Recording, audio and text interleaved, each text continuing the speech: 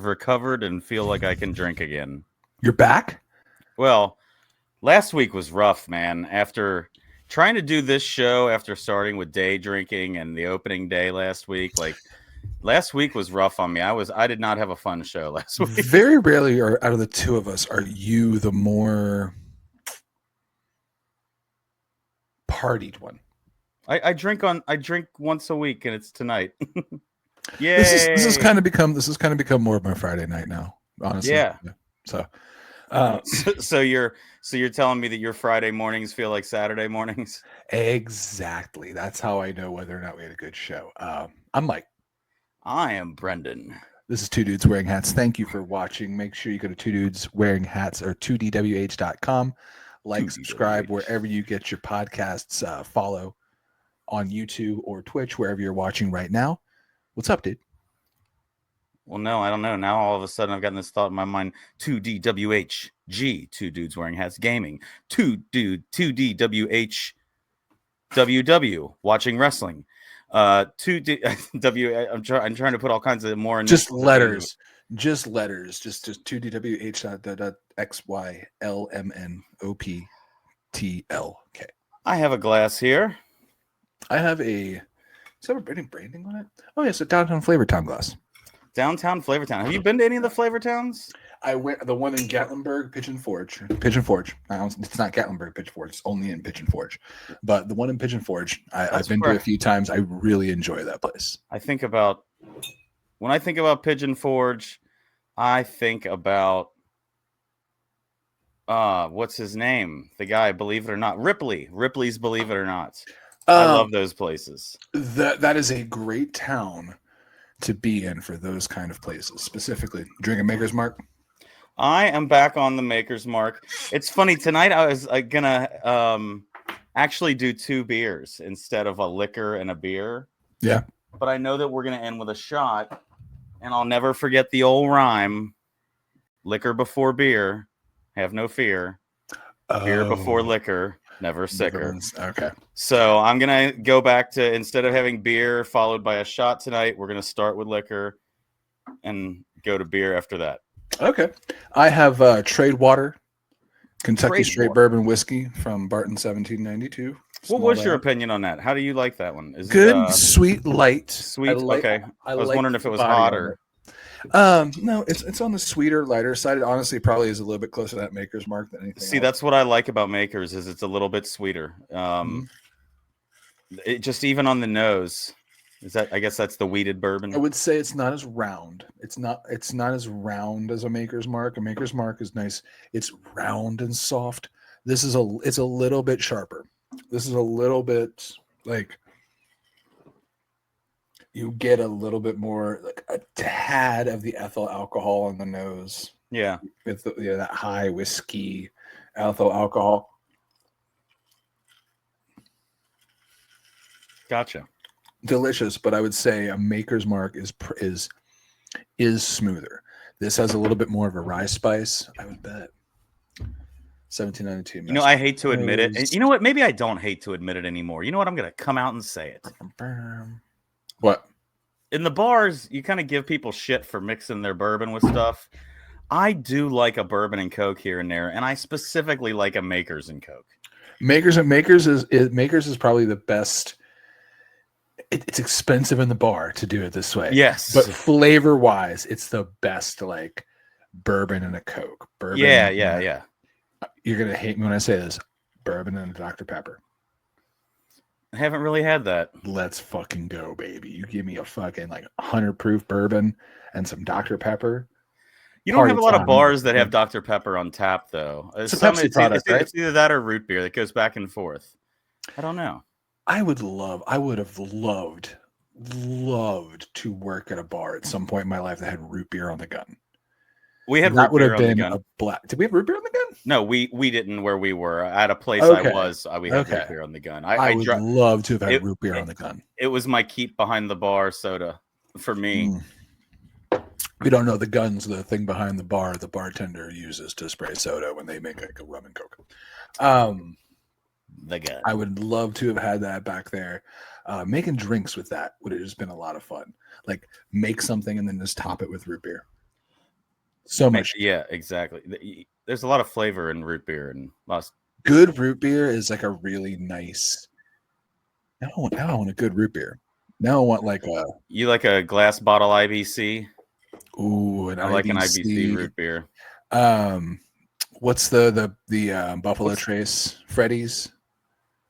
Oh, I don't know. Buffalo Trace is a root beer. Yeah, they have a root beer. It's like Freddy's. Do you remember the rage when Not Your Father? Is that what it's called? Not Your Father's root beer came out. Man, what a weird flavor that was, though. An alcoholic root beer, and people fucking flocked for it, though. It was when it first came to be, it was a huge thing. People would get mad that we didn't have it in the bottle. Yeah, like, right. You don't have a Not Your Father's? No, that's the weirdest, most niche. No, I don't have alcoholic root beer. Right. No, and the cream soda, in my opinion, was probably better than the beer when it came to those Not Your Father's drinks. I love the flavor of cream soda or orange cream soda or things like that. Cream soda, I'll always choose side by side with root beer. Yeah. I can't stop playing with the wax. It's like when I was a kid. I can't stop it now. Now I'm just twisting it and breaking it. Oh, the Maker's Wax? Yeah, I was telling Mike a second ago that I used to take the Maker's Wax and stick it in my G.I. Joe's like armpits and the points on their body where your rubber bands would connect them and make it look like they were bleeding. The extra stuff on whiskey is always fun. Like Maker's Mark has the wax. This has the interesting little neck label that kind of reminds me of the McKenna 10. Yeah, I like that. Oh, that's a great bourbon that I haven't had in a long time. Looks like the print on $1. It's hard. It's like $80 a bottle now, dude. Didn't Michter's have a label over the top like that as well? Or no? Michter's might not have. Maybe. I don't know. What a bottle. I haven't bought a bottle of Michter's in very, very long. And what is an underrated bottle is Johnny Drum 101. Yeah, I had that not too long ago on the show. Well, is it the before I moved here, copper wax? It's been at least 4 months. Yeah, it's got a goldish, I would say. Goldish wax. Goldish, yeah. A dirty gold. Fool's gold. Give me that dirty gold. Sandy gold. Oh, that's kind of what it looked like. I don't know. I'm glad more alcohol doesn't come waxed to get inside. Like, could you imagine if every beer in the 12 pack had a wax topper? That'd be kind of annoying. That would be insane. Do you remember when we were down there? And maybe it was just me, but one of my coolest memories from the Maker's Mark thing was seeing just the cardboard boxes all against the wall with fucking brick-sized bricks of wax. And I thought it was so cool to see the wax before it got melted down. Yeah, and they even had some of the blue bricks there because Kentucky they were getting ready to do Derby. The Derby basketball. Yeah, Kentucky Derby or Kentucky basketball. They also do. Wait, the Derby they do green, don't they? Or they do a bunch. They do some different color specialty waxes every now and then. Yeah, but no, you're right. Blue. They also do Kentucky blue for basketball. Yeah, and they probably do a red Louisville that we don't see. It's the same. Man, what a fucking way to mark up a bottle. Just give the same bottle every day. What's special about this? That's a red Louisville wax. It's Louisville red. It's off a hair. It's a shade different. That's not the UK blue wax. That's the Louisville red wax. It's $20. I have a Louisville bottle right here. Never mind. Oh, it's a Louisville Maker's Mark. Mine is the Cleveland Browns Super Bowl wax. It's not there. It's not there. Nice. Very nice. Very nice. Yeah. Cleveland Browns playoff wax. You see, they're already backtracking and starting to admit the Deshaun Watson thing was that was an error in judgment. No, nobody saw that coming. Man. Not a single person saw that coming. Man. Talk about buyer's remorse like we've never seen in sports. Yeah. Man. Anyway.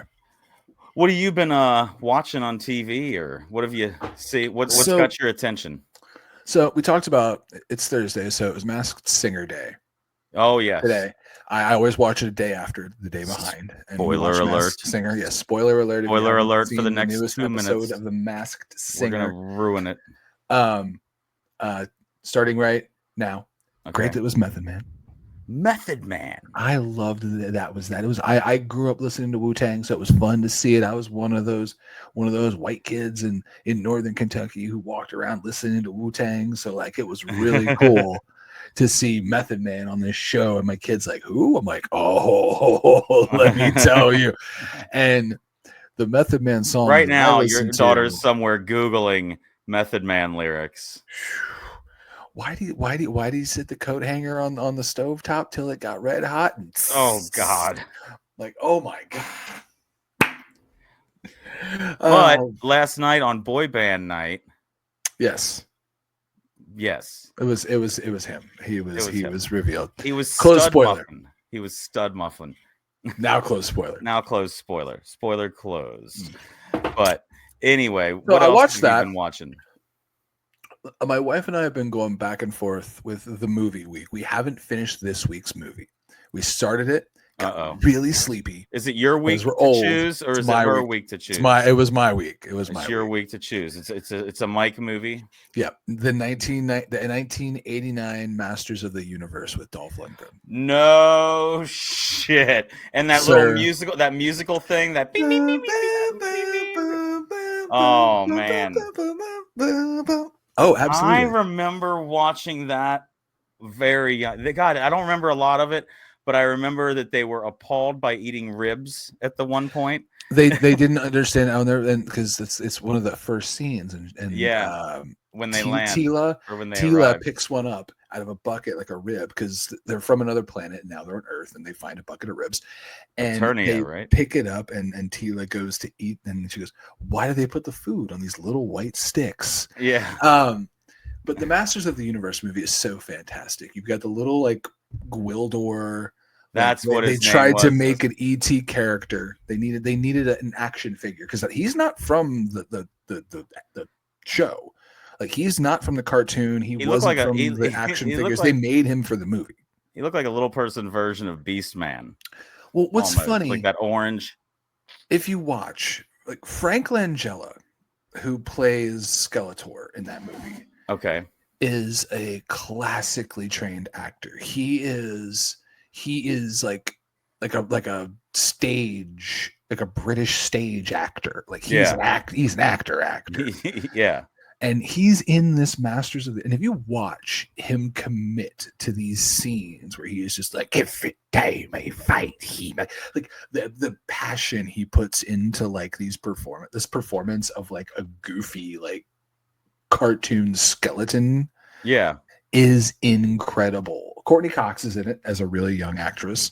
It was Courtney Cox, wasn't it? Courtney Cox is in this movie, but Masters like Kurt of the Universe. Cameron or someone, or no? No, not Kurt Cameron. Why I thought Kurt Cameron.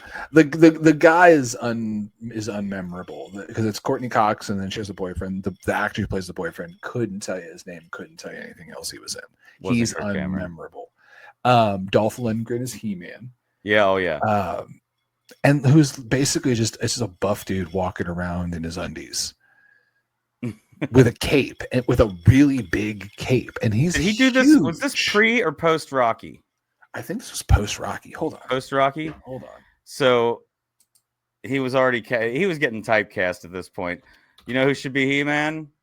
Oh man, I can't think of his name right now. What is Drago? Drago. No. Isn't that his name? Ivan Drago? Or he was what? Dolph Lundgren was Ivan Drago. Yeah, okay, that is his name. Good. I was trying to think of his name and I was blanking on it. God, the whiskey might already be hitting me. Jesus. So, wow. I would say that He-Man. Wait, what, for Dolph Lundgren's movie career? Absolutely. I'm looking through this. I didn't realize everything he's done. And like anything where they needed a blonde bad guy. Here's something that's pretty interesting. He was the follow-up and he filled in the shoes of Arnold Schwarzenegger in Kindergarten Cop 2.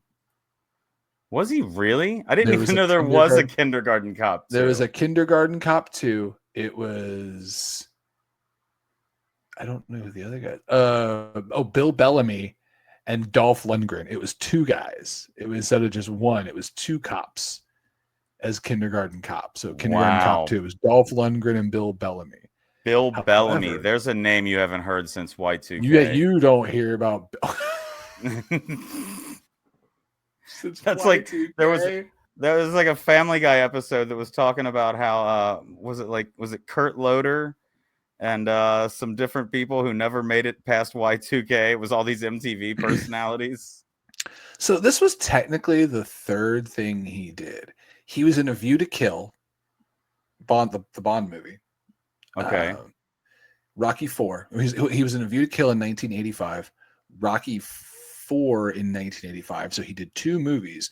And he's also a big credit of his is James Brown's Living in America video. Because there's clips in America. because there's clips from Rocky IV in that music video. And then that was all in 1985. And then in 1987, he made Masters of the Universe. So he was Ivan Drago, and then he was He-Man. He was Vince. He was a Bond villain. Wow. And then he was Ivan Drago, and then he was He-Man. Yeah. And then in 1989, he was the Punisher. He was the Wow. first Punisher movie. There's a weird 1989 Punisher movie, which is him like as a dark, which he is a dark, broken character, but it's basically just Dolph Lundgren sulking around for like 90 minutes, and you never see the Punisher's skull except for one moment in this movie where it's on the butt of his knife, like the bottom of his knife handle. Really? Is the Punisher's skull. Like that's the only time I know this really dorky bullshit about all these old ass superhero movies. See, this was my Marvel universe, was in the 80s and 90s, man. This stuff today is cool, but give me Dolph Lundgren, Punisher, give me like the Captain America movie where he had the rubber ears. Do you know what I'm talking about? Ears? No. There was an 80s Captain America movie. The pointy ones that went back kind of like almost look like the Flash, or no? No, but there was because you know how in the Captain America costume his ears stick out in the comic books, like his ears would stick out of the mask. In the movie, the guy just put a mask on that had rubber ears, and they were really bad, poorly made rubber ears in like the 1980s Captain America movie. That's just all it is. Invigorating. But I did also start watching the new Daredevil, Born Again. Okay. I'm only 1 episode in. Fantastic. Is that the one Vincent D'Onofrio's in? He's in all of them. He's okay. but he plays he's in what's the bad guy character he plays? Kingpin. The Kingpin. I like Vincent D'Onofrio. An amazing performance as the Kingpin. He is just destroys that role. But that's something we picked up and watched. Righteous Gemstones, of course, is rocking so hard. I need to watch this too. The first episode of season 4 was a very interesting choice. It was very, very different. Very, very, very different from what they normally do. Yeah. But then after that, it came back, and it's just been a riot. I love this show. It is probably one of my favorite comedy shows of all time. I gotta start watching it. I've never heard a bad thing yet. Hands down. The actors that are in it and the amount of work they're allowed to do. I don't even know her name, but the actress who plays Judy Gemstone in this show is fucking incredible. Like, I'm not a spoiler, but like there's a scene where she's going to try to like seduce another female, and she just walks up and starts saying like, "You want to get that bean flicked? You want me to flick that bean? God. Come on." And it's the most awkward, uncomfortable moments. And it's so hilarious. And 4 seasons in, they've always delivered. It is one of those shows. I'm really going to miss it when it's gone. Like, I'm going to be bummed out when I don't have any more Gemstones to watch, because this season they've announced as the last season. Oh, that's how I felt about What We Do in the Shadows. That hurt me when that show ended. That's always one I've been meaning to pick up and start. It is so absurd. Very, very funny stuff. Very great actors. Edie Patterson. Edie Patterson is Judy Gemstone in Righteous Gemstones. Thank you, Bob. She is incredible. She's also in the show Vice Principals that I told you need to watch as well. Oh, yeah, Vice Principals. With Danny McBride and Walton Goggins. Danny McBride is pretty damn funny. And Walton Goggins, I haven't seen him in anything bad. He is on this weird tear right now because like he did Vice Principals, he's Baby Billy in The Righteous Gemstones, he was in Fallout, And he's Fallout 2 is in coming back soon. he's in that new season of White Lotus that is popping off. It's one of the most popular things out right now is that he new was season in of White Justified. Lotus. Justified. He had a very unique wild. role on Sons of Anarchy that was hilarious. He's just got is that where he was he a transgender person? Yes. Okay. Yes, he was. I saw that he had that role. I was flipping through social media and it was a quick like here's a bunch of the makeup they did on him was pretty damn amazing. I can't tell where it begins, and and he wears a lot of low cut tops, and it's hilarious. That's amazing. But because Tig, Tig really gets into him. So see, I wish you were in on Righteous Gemstones. I know because there's some moments for him in this new season that are insane. And is he one of the Gemstones or is he someone different? He is. So I can tell you this part. So John Goodman's the dad. He's like the Billy Graham. But he's like the Billy Graham character of the family. And then you've got Edie Patterson, Danny McBride, and Adam Devine. Yeah, Adam Devine. Yeah, he was in Modern Family as the Manny. Yeah, and he was from Workaholics, right? And he was in Workaholics. Okay. Yeah. So you've got those three as the children. Like Danny McBride is like almost like the copy of the dad, like kind of like the older, like got big thick country sideburns. And Judy is like the really just a shitty middle child, like thinks she gets everything, like a bitch. Yeah. And Adam Devine's character is very flamboyant. He has a best friend named Keefe, Keefe. Like okay. John Goodman's character keeps accidentally calling him Queef. And it's fucking hilarious. Like people will be like, what's that guy's name, Chief? Queef? Keefe. Keefe. And so they're a family, and the mom just had recently died, and that's kind of where you pick up the show is the mom and dad were like what was Tammy Faye Baker and her husband. They were kind of like that, but the mom had just died. And Walton Goggins' character is the mom's brother. And when they were kids, they were a Christian like kids singing duo. And they sang this country song about misbehaving. They were like, like tap dancing, like Jim and Tammy Faye. Jim and Tammy Faye. They were like the tap dancing, like that kind of like dancing group of kids for like Christians and churches. So like it's this family that you meet, but Baby Billy, his name is Baby. They call him Uncle Baby Billy. Like you meet him and they go Uncle Baby Billy, or they yell. John Goodman will yell at him. He's like, "God damn it, Baby Billy!" But this show is, and it's on Max, right? It's on Max. It's incredible. Gotcha. I can't talk enough about this show. It's so good. And after you start it, though, you have to start peppering in Vice Principals, because that is a little bit more where Righteous Gemstones is big.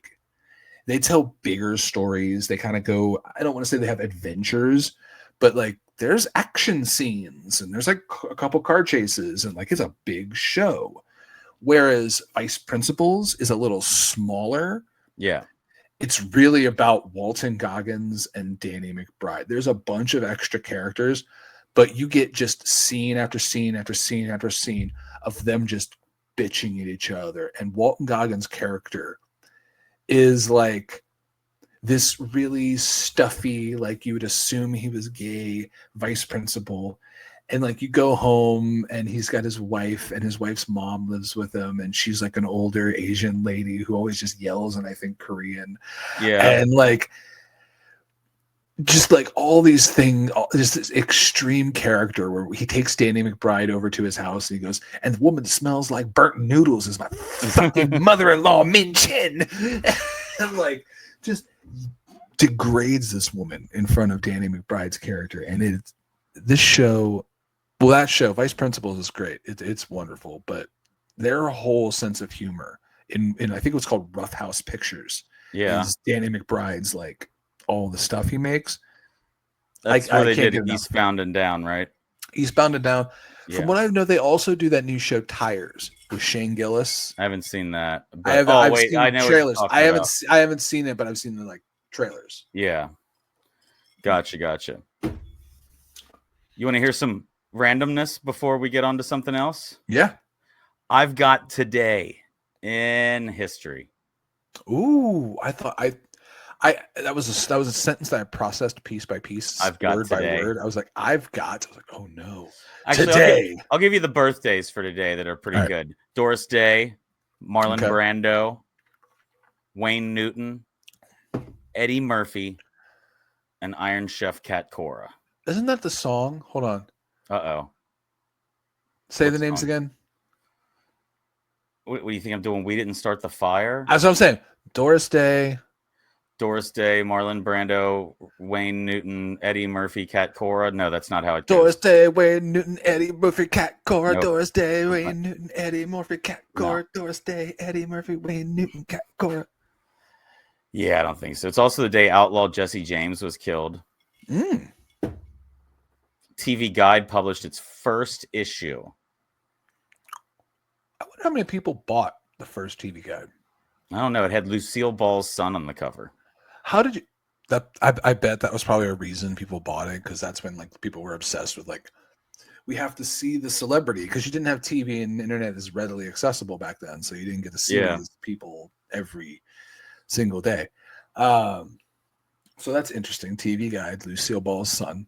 Yeah, that was just a few things. You know, Martin Cooper behind Motorola made the first handheld mobile phone call. Do you know the year? One more time. Martin Cooper from Motorola made the first handheld mobile phone call. 1982.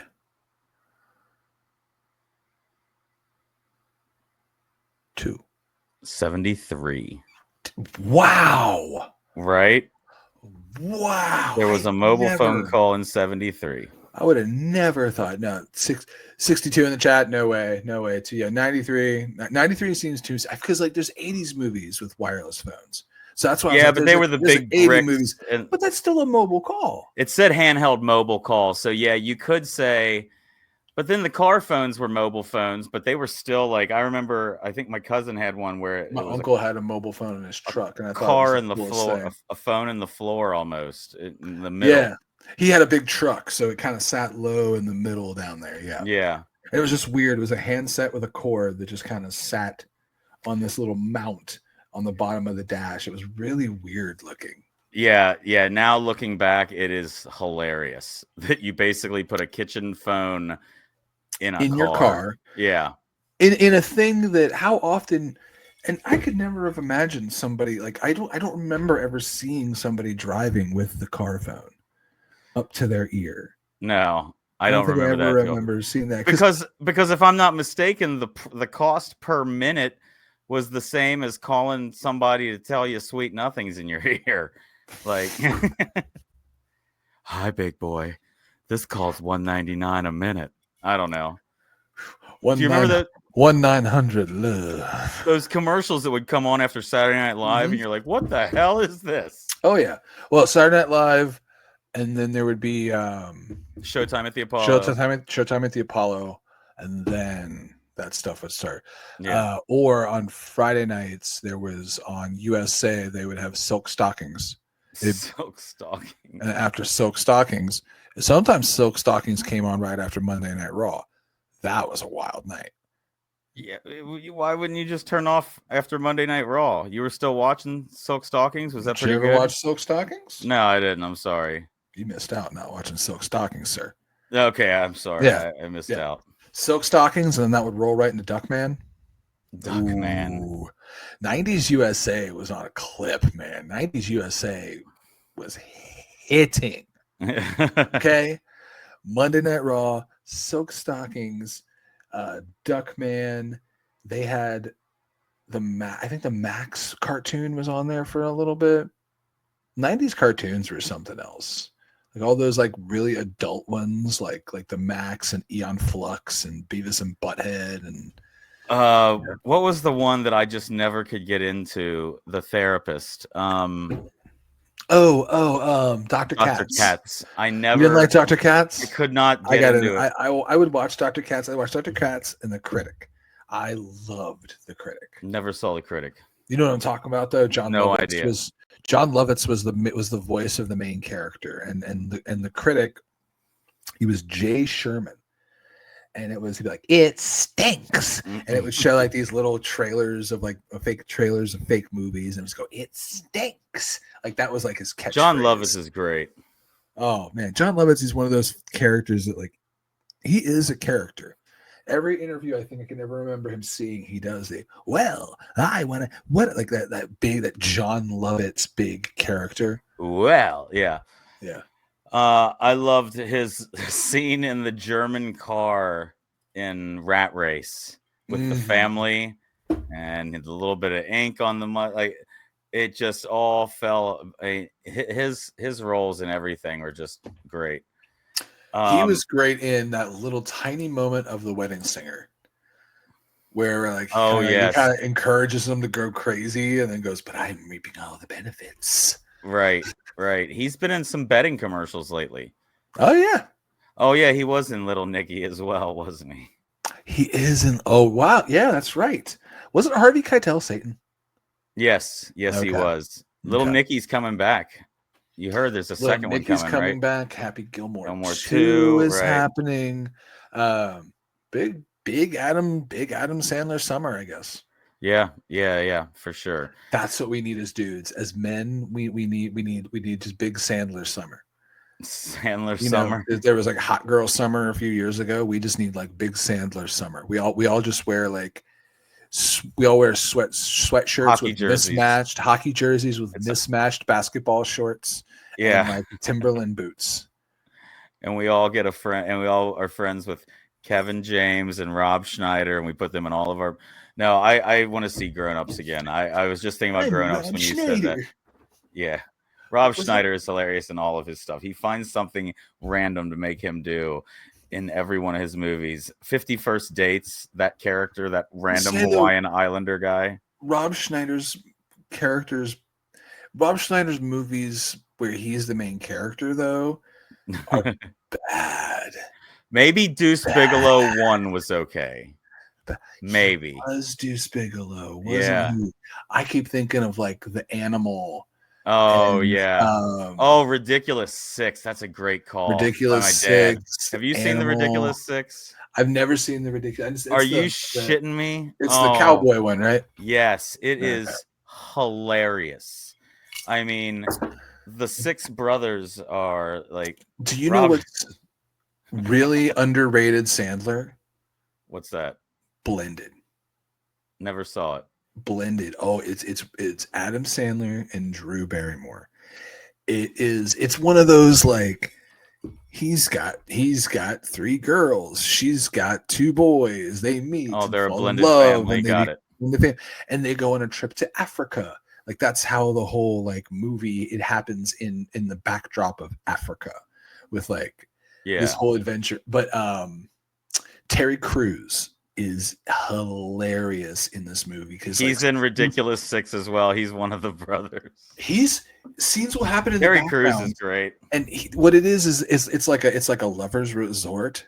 It's like a family's resort, but it's like you come and you will take your kids to our amusement park. You get to have fun, and like he's in the background, Terry Crews with a band of singers, always kind of narrating what's going on. So they'll be like, he is loving her, and like all these scenes will be happening, and he'll just show up and start singing.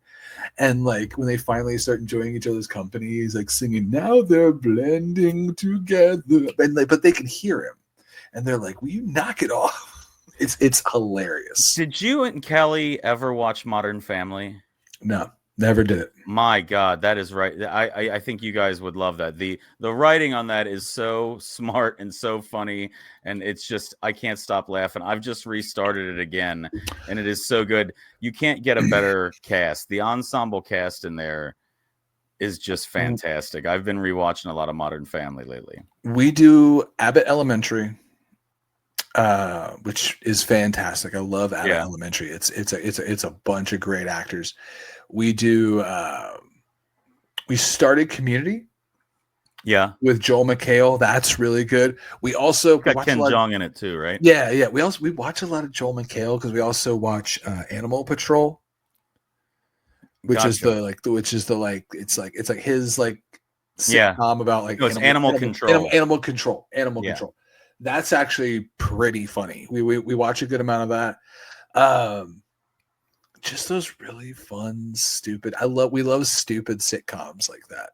Like I think you guys sitcoms eventually give Modern Family a shot to run through because it's fantastic. It's so, and the way it's brilliant. One of the things I love about them, it's kind of another thing I like about It's Always Sunny. In the simplest form of It's Always Sunny, the thing that I love about the writing is they will find a way to make the stories go this way, but they always end up somehow re-intersecting, and they do that with three families in Modern Family a lot, and it's just hilarious to me. So the show Abbott Elementary, that show is set in Philadelphia. This past season, they did a crossover episode with It's Always Sunny in Philadelphia. Yeah. It's hilarious. I don't know if you're going to watch the show to get that far in to see the crossover episode. So I'm kind of going to spoil it. Okay. But essentially, they work their way into like a community work program volunteer at the school. And one of the main characters of Abbott Elementary is the janitor, Mr. Johnson. And of course, him and Charlie are butting heads over cleaning up trash. Janitorial work. Frank buries himself in a flower bed out in front of the school and is like hiding. So they got the whole cast, Danny DeVito and everybody, pretty much. The whole crew, the gang. Oh, that's great. They got the gang from Sunny. Yeah. Like Dee is trying to seduce one of the teachers, and like Max trying to seduce the principal, and like it is incredible. It was a great use of those characters. The actress who plays Dee, what's her name? Caitlin Olsen. Caitlin Olsen. She's got a show, High Potential. Have you seen that? It's getting rave reviews. I've watched one of them. It was really good. Kelly watches that show. Yeah. Okay. Good deal. I think it's time for a beer. I finished my whiskey. Yeah. I'm going to open a beer. Let me tell you something fantastic right now. Okay. Do you know what has been annoying about doing the show in the past for me? Oh, no. I would have to get a beer, and it sits here until that beer segment. I never really had a cooler for it or anything like that. Now I've got my little tiny mini fridge right here next to me. I'm going to go ahead and pull an ice cold beer from it that I picked up today, something I've never tried before, but I am going to have to lean off camera for a second. This beer is from Cincinnati, Ohio. He's not going to put the fridge over either. It's an Xbox-shaped fridge. It is an Xbox-shaped fridge. I could probably... Okay, I'm going to risk it. Show you. Oh, there we go. It is an Xbox with an Xbox controller next to it. That is a bright green. It is Xbox green. That is an insane green. If I press this button, it lights up green on top. So anyway, let's bring the camera back. Try not to break the fourth wall here anymore. Or whatever this wall is. Fifth wall? I don't know. Anyway, so I have something that's I never tried before. And it's stuck out to me because it's just an interesting name and it's an interesting style that I've never heard of. Okay. It's, everybody wants to marry styles. This is a something. This is a this and that. This is called Gil. Gil. Are you familiar?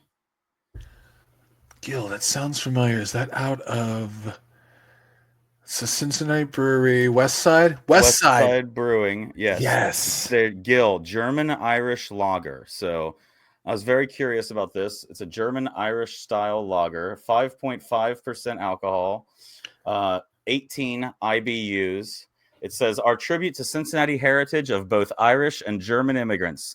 This mashup takes the malt recipe of a classic Irish red ale, our German lager yeast, and a mix of both traditional German and Irish hops to create a deep amber lager with light caramel and toffee flavors and a clean, dry finish. Nice. So it is truly an Irish-German collaboration. The German-Irish lager, Gill.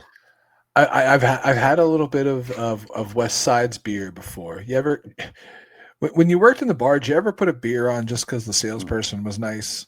Not because you really cared for the beer. Ooh, because the guy was just nice. I'm drinking another High Life. Wow, this is from a good Cigar color. City Brewing. This is definitely the red Irish hops, like they were talking, or red Irish malt, or Irish red ale. The malt recipe of an Irish red ale. Look at that. There you go. That has got a great color.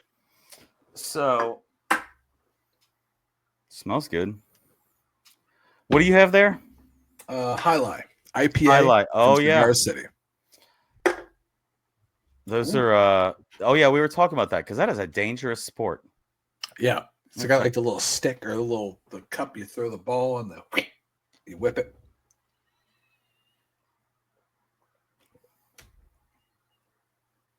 Very malty. Nice and crisp.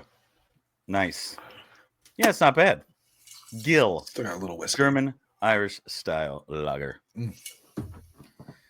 Reds are losing 0-1 right now. Who are they playing? Brewers. Brewers, okay. Yeah. All right. So what's the big news this week? You were telling me you saw it more than I have, so I'm going to kind of lean on you and we'll talk. I've seen a couple things. I mean, I shouldn't say what's the big news and then immediately know what we're going to talk about, but you know what we're going to talk about. So Nintendo came out swinging this week. They came out with the Nintendo Switch 2. Did they? Well, they announced some games. They did a detailed showing. The Switch 2. Have you seen it? I've seen stuff. Okay. So this week they announced a bunch of things for the Switch 2. I can show. You'll see here. I mean, right here at the top.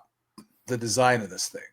The fan in the back is huge. It looks like it's actually going to keep this thing cool this time. It is going to be able to run games at 4K. If you have a 120 hertz TV, you'll also be able to do 120 frames per second, I saw.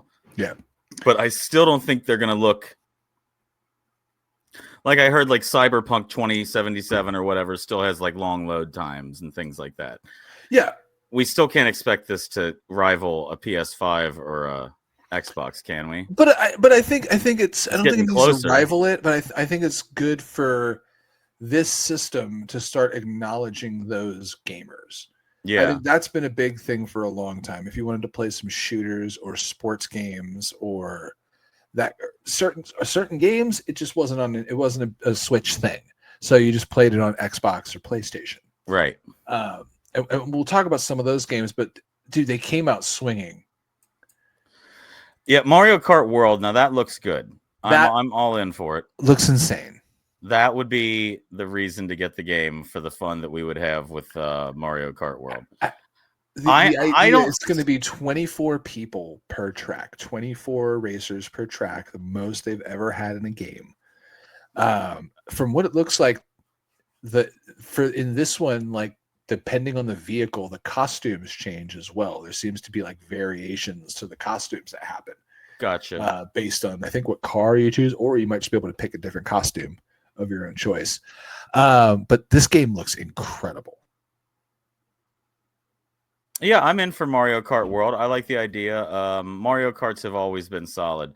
They're fun games. Anybody can pick them up and play them. Families, kids, whatever. That's what Nintendo's always done well. From the Wii to the Switch is making things accessible to almost everybody.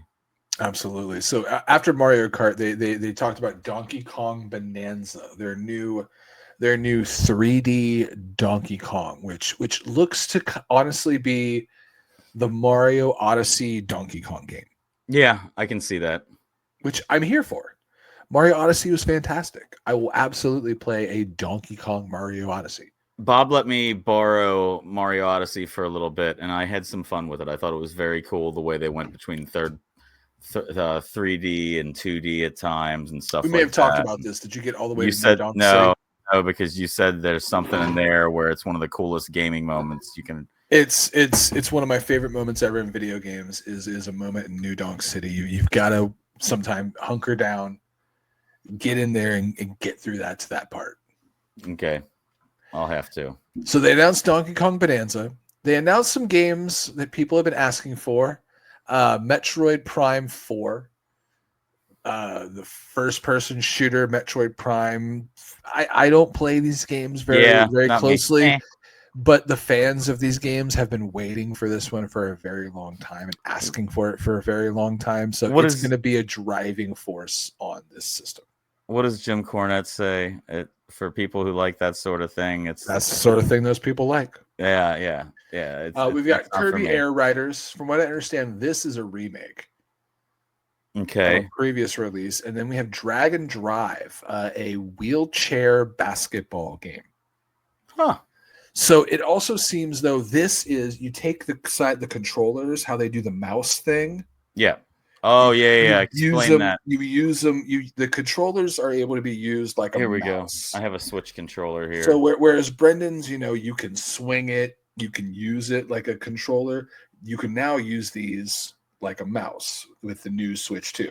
So this will use both of them. Supposedly you'll be able to do it like this, like use it like a mouse, which would make like games like Civilization and PC games more playable and doable. But here you move them like your wheels in your wheelchair. So it seems interesting. That's cool. Yeah. So they've got a welcome tour. You had a PlayStation, so you got to see the welcome tour game that PlayStation had, where it was like, oh, let's tell you all about the PlayStation by playing this little Astrobot game. Did you play that? No, I did not play Astrobot, but I hear I need to. No. They're not the full one you pay for, but when you got your PlayStation, there was that like little demo intro with Astro. You didn't play that? No. Play that. It's super fun. Dude, within 2 minutes, I was on Spider-Man 2 because I had... Yes, but the Astro thing was really fun. But anyway, here's what's weird. This is a whole game that's like a welcome tour of the Switch 2, but you have to pay for it. That doesn't make sense. No. They also announced Dusk Bloods, which is their... Dusk Bloods? It's from the company that makes Elden Ring. So it's from the looks of it. Oh, this trailer is not going to play. We'll probably get a clip for it anyway. But it is a Elden Ring style game where you're a vampire, but apparently it has multiplayer aspects to it. Interesting. So you're a vampire. They have guns, and it's made by the people that made Elden Ring, and it has multiplayer. It looks like something I'm definitely going to be getting. Unique. They announced a bunch of like ports. Bunch of games coming over. We'll go back. We'll go through them. I know what you saw. So Hades 2, not too familiar with that. Split Fiction, love it. Very cool. Glad that it's coming. I love a Street Fighter game. People love Street Fighter games. Cyberpunk is huge. If they can put the Cyberpunk experience on there, even if the load times are a little bit longer, that's just freaking crazy. That's okay. Because that game is not supposed to. I don't play Borderlands, but it has fans, so I'm sure it'll bring people over. Bob is a massive Borderlands guy. More Final Fantasy is always good. So we have Bravely Default. That's kind of, from what I understand, like a big... Hogwarts Legacy was already on JRPG. Switch, you bastards. No, but this is a new version with enhanced stuff. Oh, okay. I will absolutely be getting Tony Hawk Pro Skater 3 and 4. Did you hear that he made a special request? 3 and 4. I have 1 and 2 on Switch. What do you have 1 and 2 on? I have. Oh wait, we both have it on Switch. I have it on Switch. I have it on PlayStation. And we can't figure out how to. I have that game. We have it on everything. I have it on everything. I love Tony Hawk, dude. You heard Tony Hawk made a request for Bam to be in 3 and 4, right? And they're adding him. Good. I'll play as him. I'll use him. Yep. Sid Meier's Civilization. This will be utilizing that mouse feature. The mouse feature will be perfect for games like Civilization, games like Command and Conquer, games like I will play the fuck out of Civilization on a Switch. Are you kidding me, dude? Yeah, there's supposedly a Star Wars game coming from the people who made XCOM. Yeah. And I love that style of game. Did you mess with XCOM much? I played XCOM in high school all the time. I loved XCOM. I love that kind. I'm not a big turn-based person, but that style there where it's like squad strategy, fantastic game.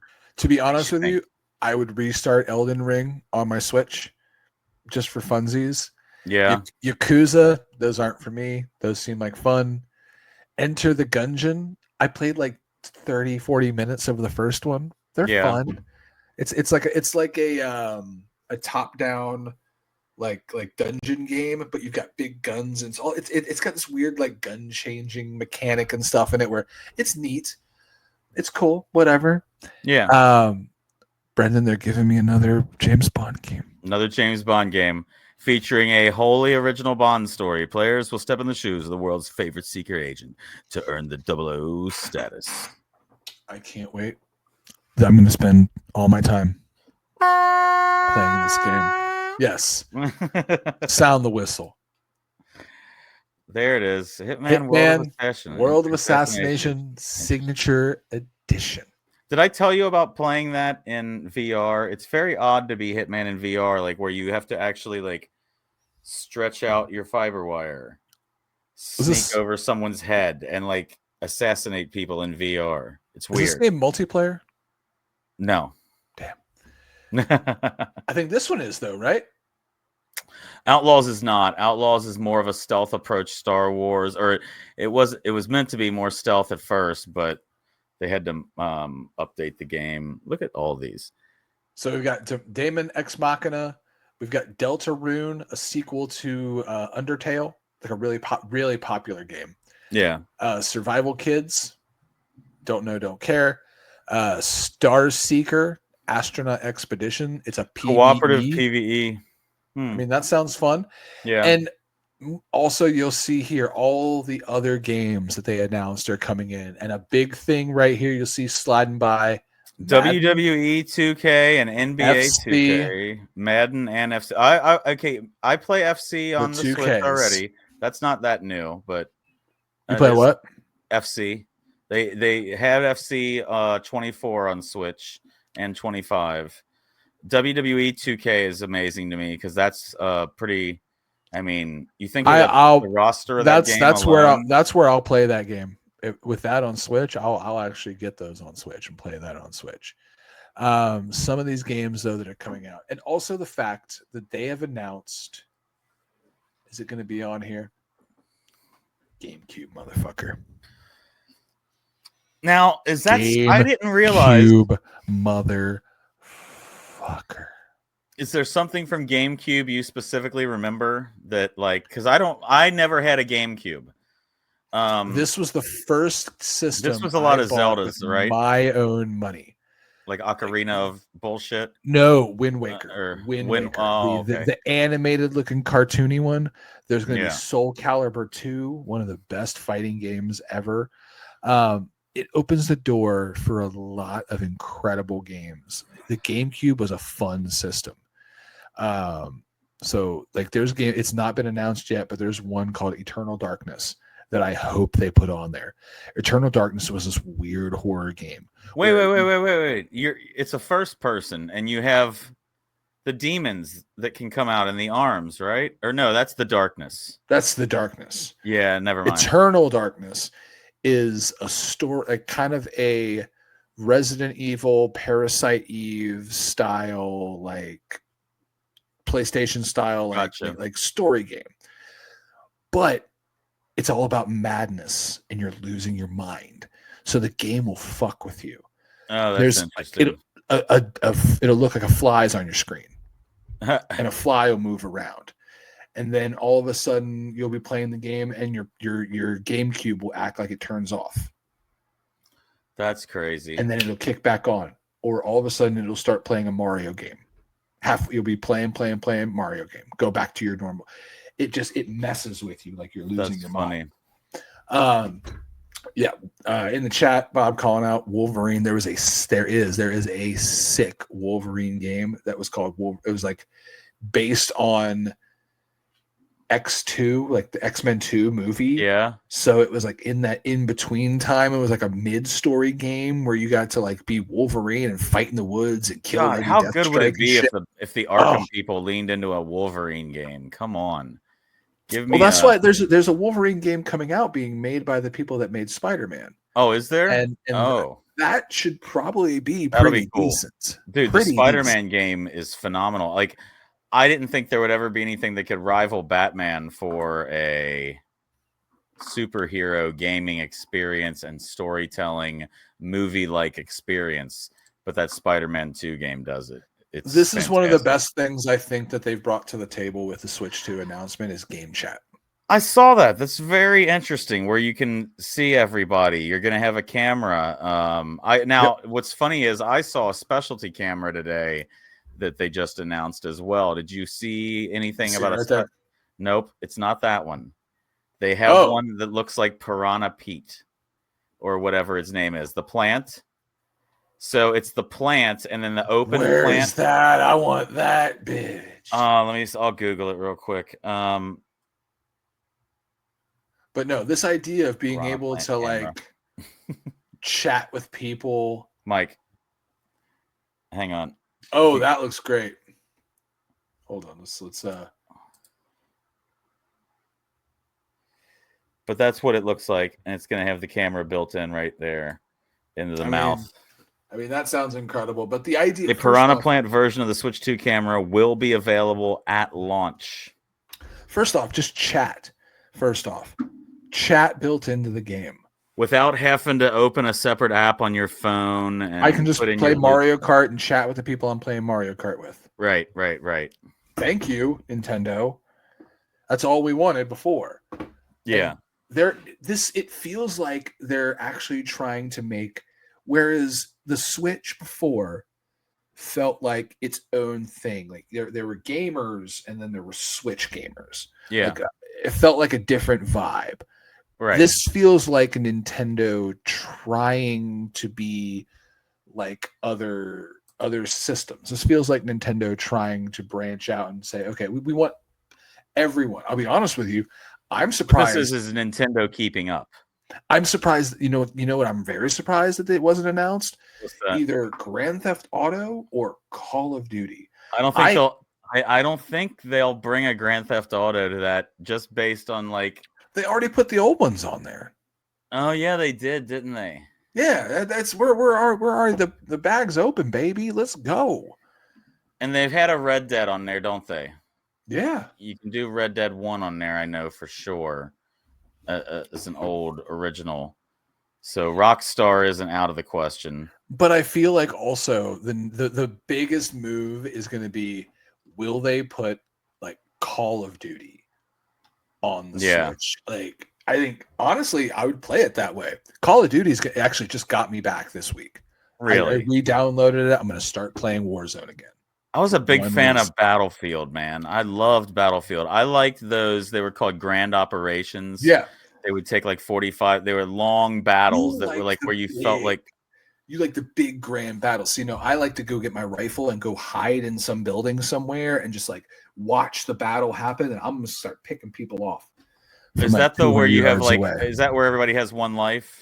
And then they're out. That's a version of it. I like to play the version there. I like to play the version. I think it's called Plunder, where you if you die, you do come back, but it's about collecting coins and collecting money, and then how much money can you collect in your like during this like 20-minute game, and you have to collect money and then go to these stations to deposit the money. You're on a team of 3 people or 4 people. 3, I can't remember the number. But you're on a team, and it's like whose team can deposit the I think it's like $1 million faster. So like you'll drop into a city, and there's money hidden all over the city. You're running through buildings, opening crates and shit, looking for money.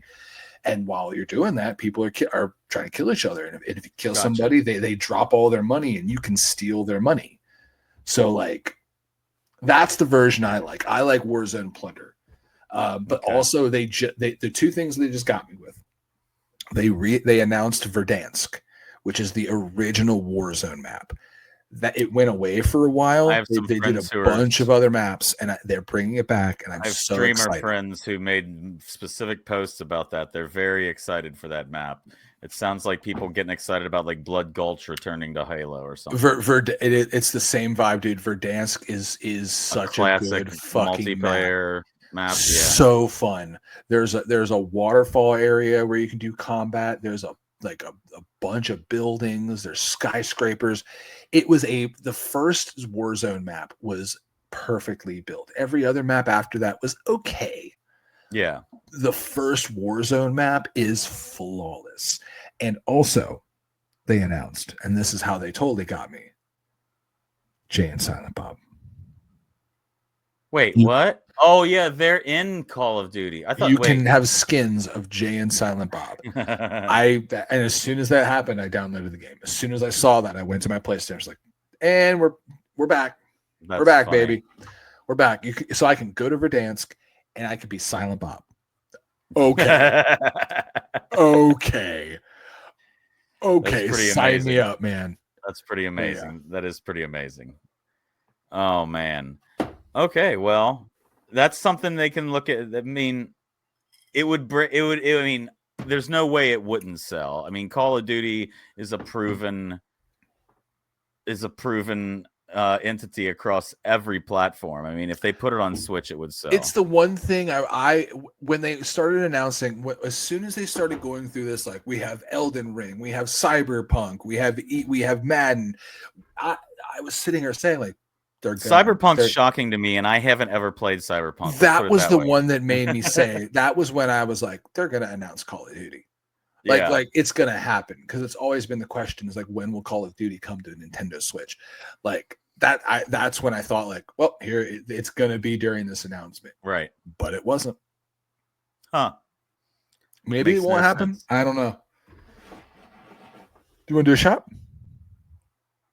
I think so. I was going to ask you another question. Yeah. But no. We can wrap it up if you want. What was your question?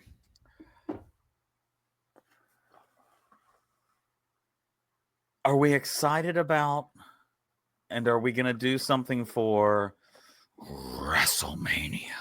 This is going to be one of the best WrestleManias in a very, very long time. There's Last WrestleMania stuff with Cody winning the belt was pretty cool. Yeah. They are building Michaels, Austin, Tyson level hype. Like Punk, Roman, Rollins. Oh my God. Oh my God. Yeah, that'll be interesting. I wouldn't have thought a triple threat would be I mean, you know, it goes back and forth. But no, it works out perfect. That the contract signing the other night was really good. Sold me. Heel Cena.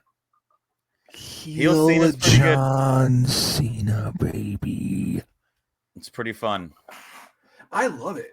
He's cutting these crazy promos. He's finally getting to say wild shit again. Like you can tell he's enjoying it. Right. Right. I love this. Did you see him almost smirk and break when Cody made the comment about the dick in his jorts?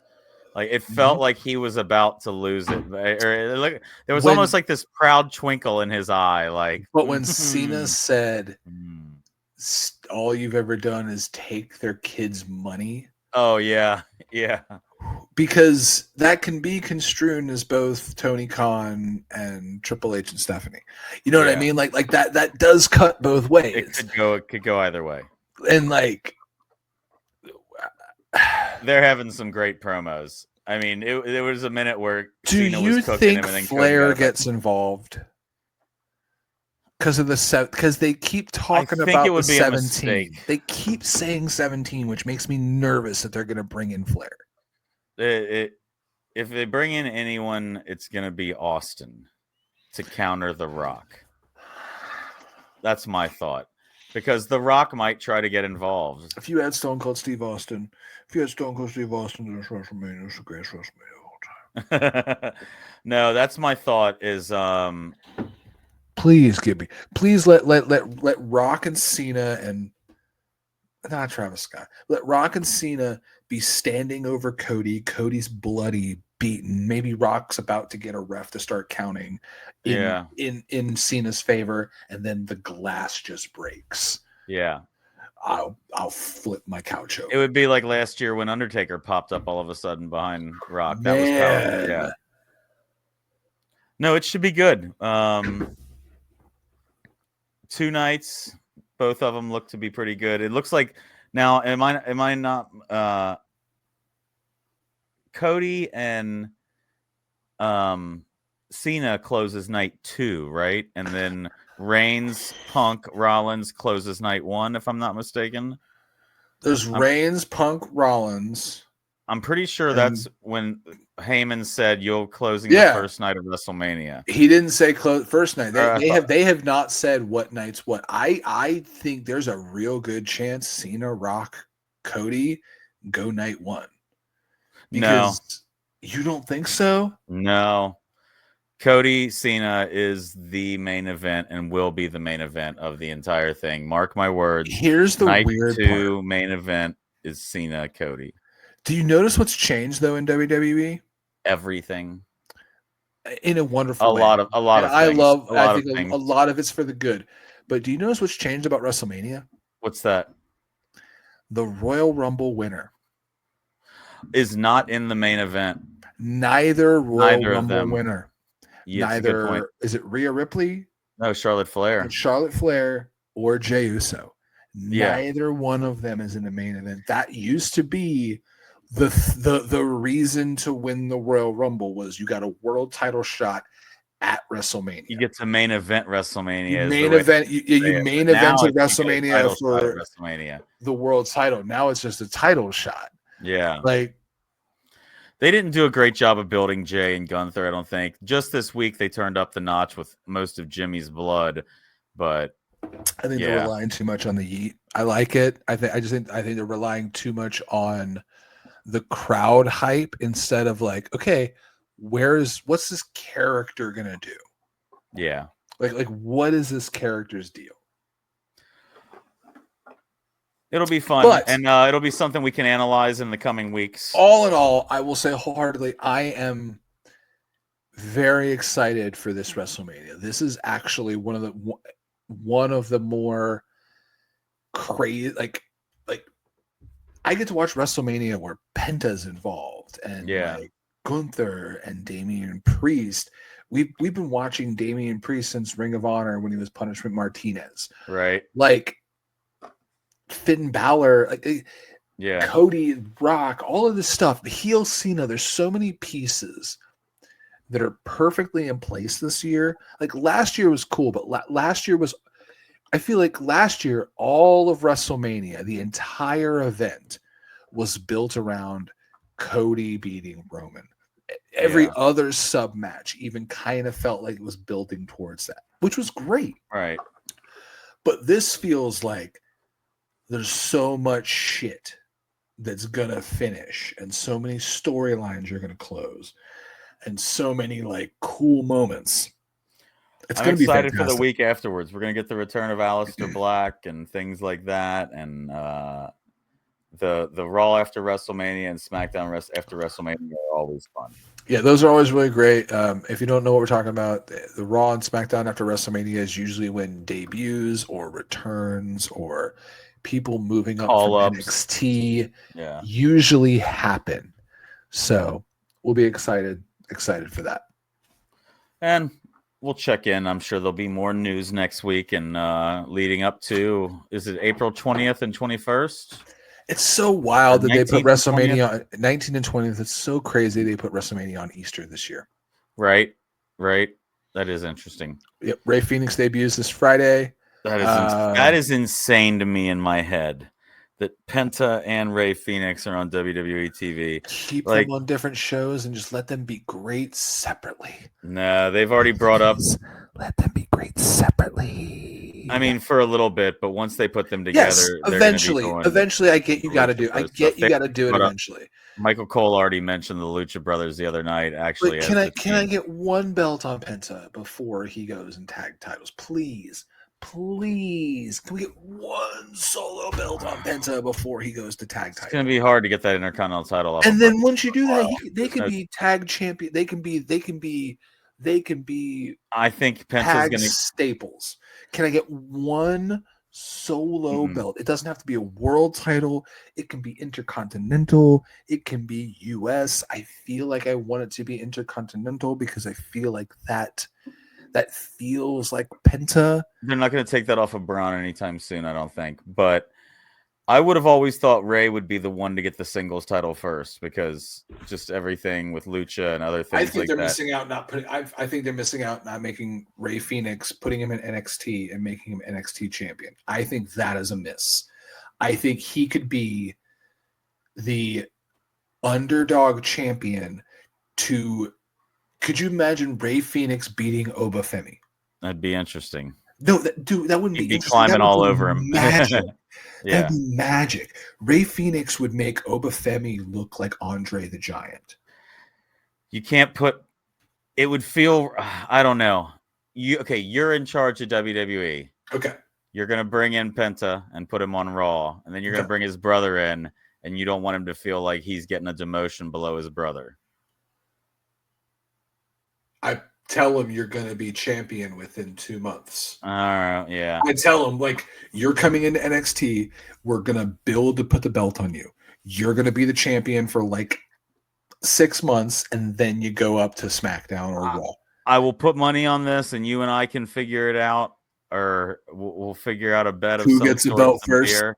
No, I think Penta and Ray. Actually, I could put them both in the same category. Will get a tag team title in WWE before they get a single title. I don't disagree with that. I think I don't disagree with that. That's what's going to happen. I'm not saying it's not unfortunate. I just think it's going to happen. Yeah, I think it's going to happen too. But I disagree with it. I think one of the two of them moves after the draft, and the draft happens so soon after WrestleMania. I think one of the two of them moves. They put them together as tag team. Do you think we ever just abolish the draft and just make it all one? No, I don't know. How many times have we done that? Gone to separate titles altogether, separate altogether. It keeps going back and forth. I think it would be more impactful if Ray just showed up instead of like, oh, now they're together. Like maybe Penta wins a singles title. Here, okay, I got it figured out. Penta wins a singles title, defends said singles title for like 2 to 3. My fake cigarette. Listening to this, like defends said title for 2 to 3 months, and Intercontinental, right?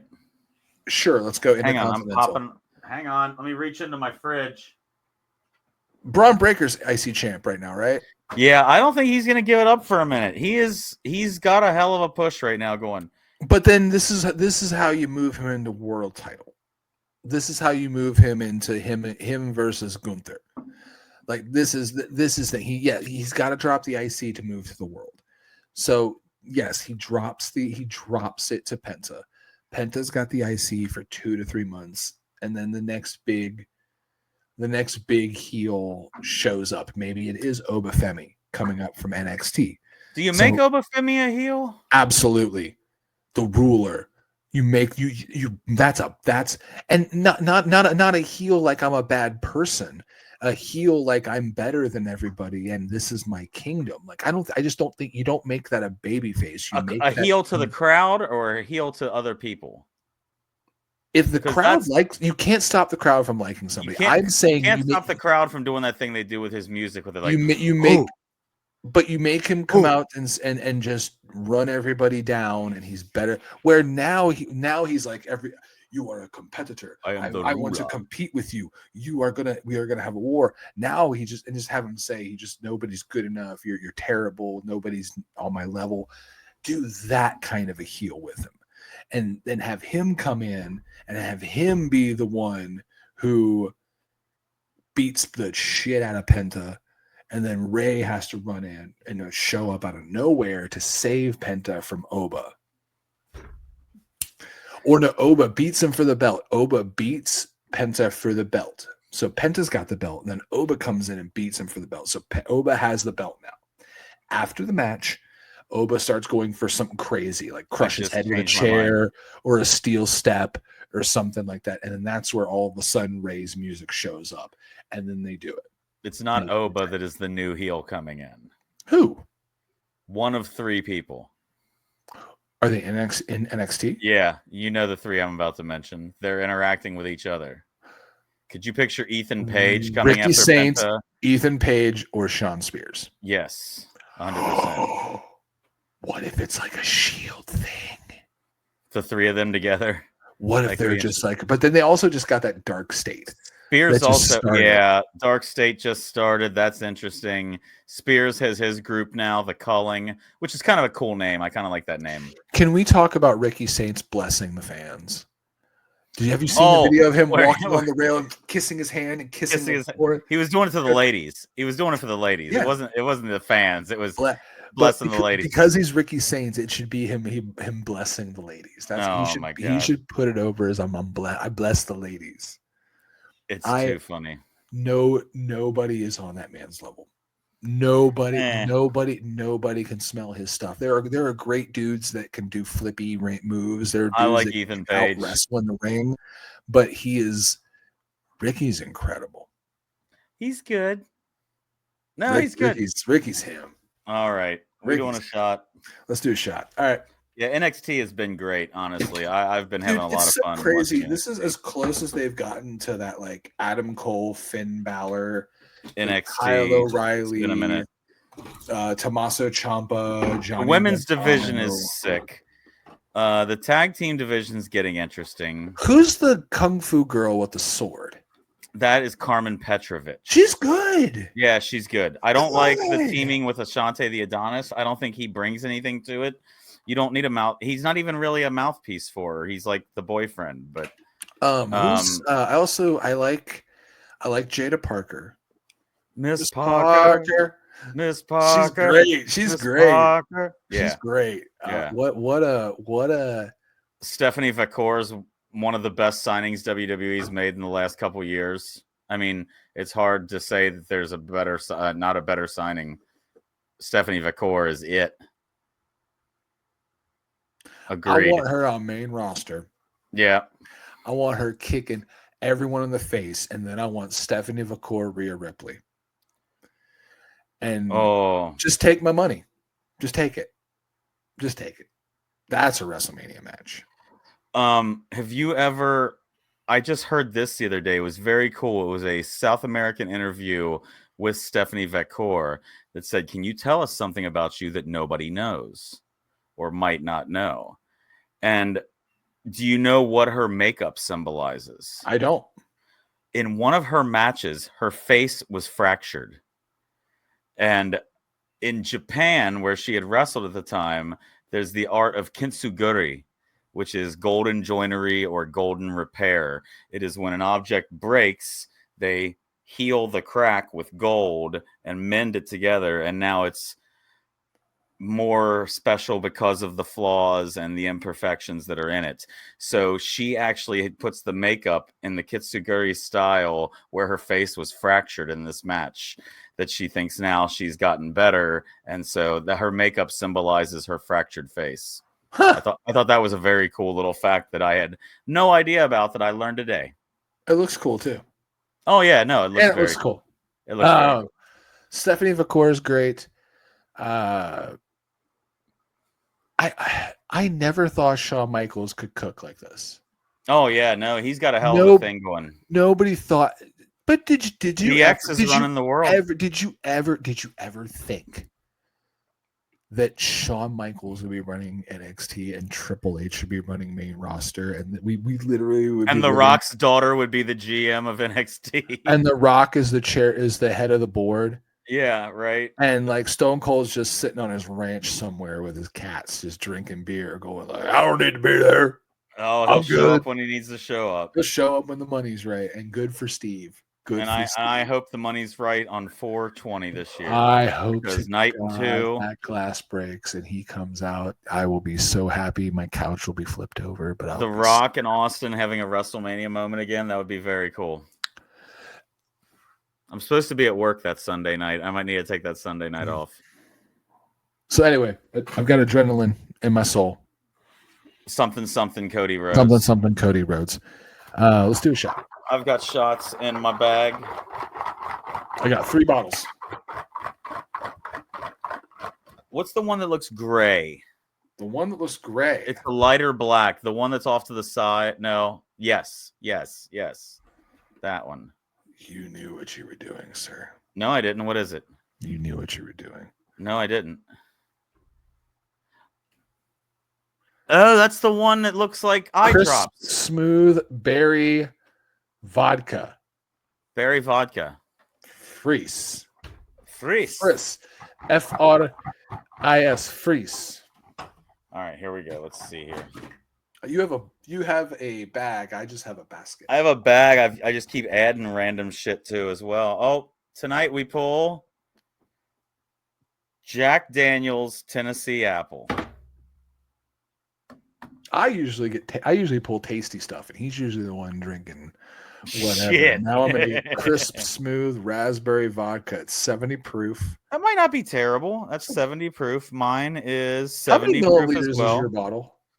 Do you know that are you kidding me right now? I did some research earlier to find out if we were doing a shot or if we were doing 2 shots or if we're doing 1.7 shots if you're saying the shot is an ounce. Because these are 50 milliliter bottles, right? Yeah, 50. Yeah, 50 milliliter. It's 1.7 ounces. So it's almost a country club pour. What's the bragging point of yours? Does yours have like a slogan or like here's why we taste good? Because this one's hilarious. Mine is Jack Daniel's character, classic green apple, exceptionally smooth. This is freeze filtered. Freeze filtered. The fuck is a freeze filtered? When you look on the back, crafted at chilled temperatures for a crisp, smooth taste. So there's just a bunch of really cold, sad workers that work there. All right, let's do this, brother. Brother, do you realize that I think we set the record tonight for our longest show and we had nothing to talk about? There we go. Shots. Oh, God, dude. It's apple and rubbing alcohol. Oh, my God. What's that one? Body spray. Body spray? It smells like a Bath and Body Works. Toss it back.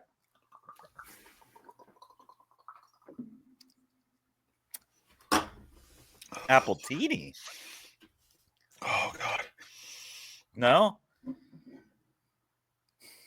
That's not good. Oh, that tastes like a strip club. That tastes like a strip club. You okay, bud? Bad cocktails at like a strip club. Oh, we made a raspberry teeny, and it's just that and lemon juice in a cup. Oh God. Oh. Well, it's been fun. Oh, it's been vodka. This has been another episode of Two Dudes Wearing Hats. Once again, make sure that you like, subscribe, follow wherever you get your podcasts, your shows. Go to 2dwh.com. It takes you right to the YouTube channel. Make sure you follow. Follow us on Instagram at Two Dudes Wearing Hats. Follow him on Instagram at that dude named Brendon. Follow me at that dude named Mike. You can just get out there and tell your friend, hey, next week, watch this show with me. Yeah. And then they'll realize that you're an idiot. The internet is I don't know what fun. I was going with. Let's make it happen. Once again, follow, do all those things, have a drink. That's part. Fuck up the music. Have a drink.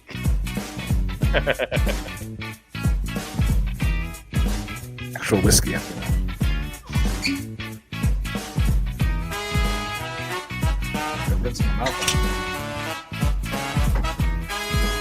Take the shot.